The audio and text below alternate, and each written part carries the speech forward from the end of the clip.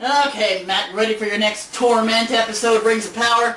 No, I'm not, in fact. I am ready for Star Trek, science fiction, outer space, like we did when I started this. Look, I get that Rings of Power is a piece of crap, but I at least want some fantasy and some medieval adventure. Well, you're not getting medieval adventure. This is Star Trek, and I'll prove it by using my magic powers, let's not think about the irony of that, as Q. Yeah, you don't have Q powers. You can't even frickin' snap. Well, I don't need to snap to be Q. I can do anything. Look at this guy. Now look at me. I'll do this. Snap. Ah! What have we done? I'm not sure.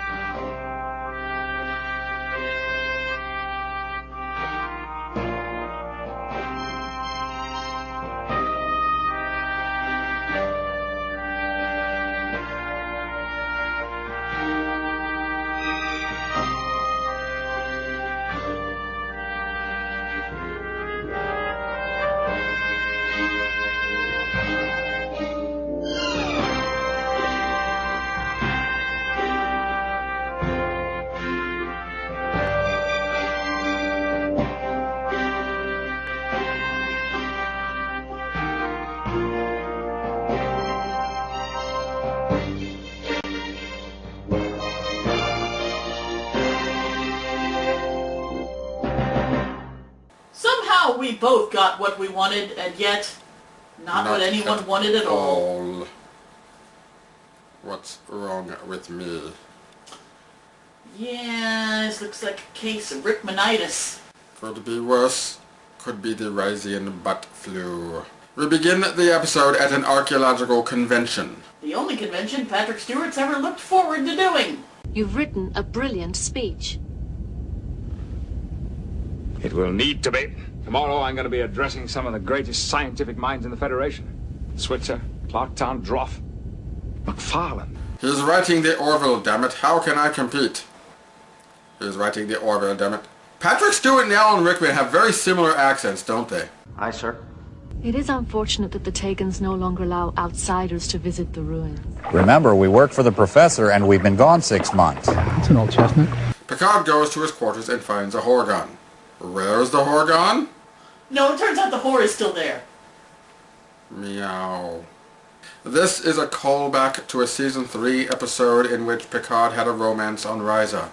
It is a terrible episode of Star Trek, and yet it is also the best episode involving Risa. Ponder this. Vash, how did you get in here? I came in through the window. It has been a while, hasn't it? How's your Rysian butt flu doing? Things get weird. But not weird enough. When Beverly Crusher arrives to have breakfast with Picard. Well, I'm surprised he didn't mention you. Our eyes about to get scratched out here. They come to 10 Forward, where thanks to a convenient legal loophole, Riker's restraining order no longer applies. Eternity never looked so lovely. You must be Commander Riker. I'm afraid you have me at a disadvantage. That's usually my... Okay, let me see if I can do the accent. Hold on. That's usually my forte. That is a hard accent to do. Vash learns that Picard never talked about her or their uninteresting adventures on Risa. Won't be able to finish our tour. But perhaps Commander Riker could take over for me. It would be my pleasure. Vash comes to visit the bridge and sits in Picard's chair, which is apparently a big deal from the way they react, even though Wesley also got to sit in the captain's chair. I don't want to think about Wesley and the butt flu. Fascinating woman. Yeah, we'll take your word for that. I thought being the ship's counselor meant the captain confided in you. He does when he thinks it's necessary. He knows I'm useless. Nice legs. The cream is really working. Vash again complains that Picard has not mentioned her to anyone. And considering that that's all Vash seems to want to talk about, I cannot say I blame Picard. I wasn't expecting you to go into intimate details. Were there intimate details? No? Then we're on the same page. And I'm sorry if my being here embarrasses you. You didn't even warn people about the butt flu! Jean-Luc, it's wonderful to see you again. Hooray! An interesting character finally arrives! How about a big hug? Q wants to grant Picard a wish as a thank you for what happened in another Season 3 episode.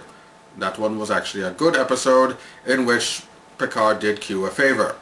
Watch the episode and see the details. Yeah, personally, I would have thought he would owe the debt to Data more than Picard, but the mind of the Q is inscrutable. He's not worth it. He offers to take Picard to Tegas 3, the off-limits planet that this whole convention is based around, but Picard refuses. Even refuses to go back to it in the past. Just let Q do you a favor and he'll leave. Instead, you're making him get creative. That will not work out well for you, Jean-Luc. And now, will you please leave my ship? Yeah, when dealing with a nuisance, never encourage them to be creative. Especially not one as creative and powerful as Q.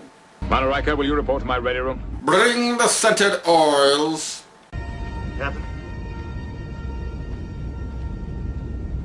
Wait, was Picard just checking that guy out?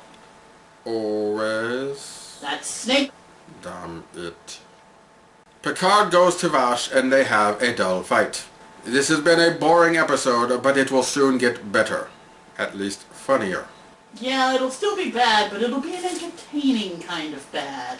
It turns out Vash is up to more shady doings. She's almost a Ferengi in a human body. Very unusual for the 24th century. Also the only time Vash actually gets interesting. I brought back some very impressive artifacts, too. Which no doubt you sold for a very impressive profit. Oh God.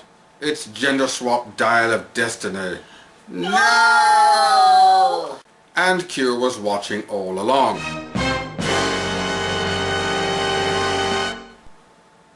I hope that doesn't apply to most episodes. Oh, let's be honest. You know Q is a voyeur.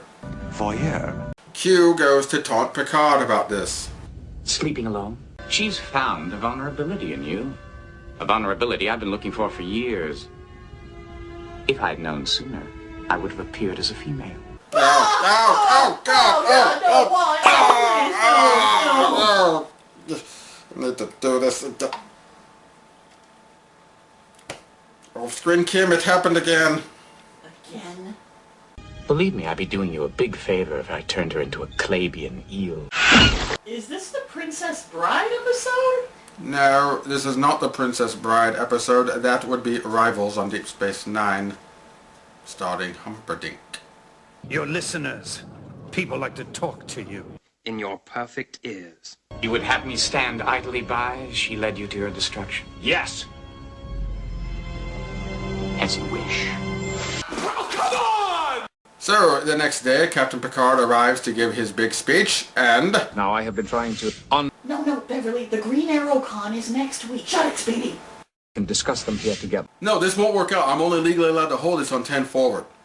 Guinan knows why. And so they're whisked away to the Star Trek fans' greatest fear.